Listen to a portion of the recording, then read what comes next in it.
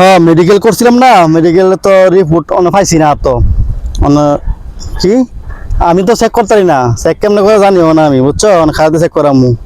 আচ্ছা দেখি কে করতারি। কেউ খাইলে সঙ্গে রায় মিনুম খাই গা ওখানে ইয়া খালিছি গে মনটা খারাপ, এই জন্য মেডিকেল গেছিলাম না, ইয়া বিশাল লাগিয়া।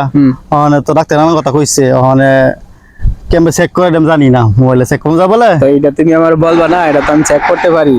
তাই এটা মালয়েশিয়া ইমিগ্রেশনের যে ওয়েবসাইট আছে ওখানে যায় তোমার পাসপোর্ট নাম্বার দিয়া এটা সার্চ দিলই তোমার স্ট্যাটাস সব আয় হলো। চলো তোমারে দেখাইও দেই এবং শিখাইও দেই। সেটা ভালো হয়, চলো। চলো প্রথমে আপনার ঢুকতে হইব গুগলে গিয়ে এই যে এখানে দেখতে পাচ্ছেন লিখতে হইব ই সার্ভিস লিখে সার্চ করলে এই যে MYIMMS ই সার্ভিস উপরে যে ওয়েবসাইটটা এই যে এটাতে ক্লিক করবেন।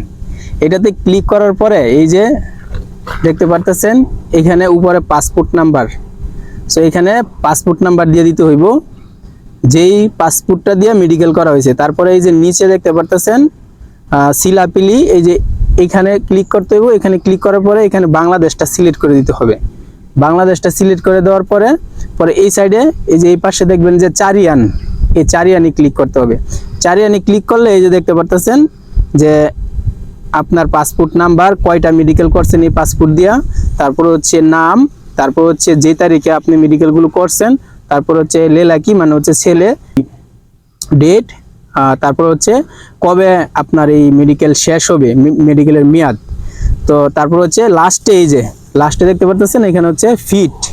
তো যদি আনফিট হয় তাহলে আপনার মানে এই আপনার আনফিট স্ট্যাটাস দেখাবে, আর যদি ফিট হয় তাহলে এখানে ফিট স্ট্যাটাস দেখাবে। তো এভাবেই খুব সহজে মেডিকেলটা আপনি চেক করতে পারেন। তো ভিডিওটি যদি আপনাদের উপকৃত হয়ে থাকে তাহলে একটি লাইক করে দিবেন, আর শেয়ার করে অন্যদের দেখার সুযোগ করে দিবেন, আর আমাদের চ্যানেলটি সাবস্ক্রাইব করে আমাদের সাথেই থাকবেন। ধন্যবাদ। আসসালামু আলাইকুম।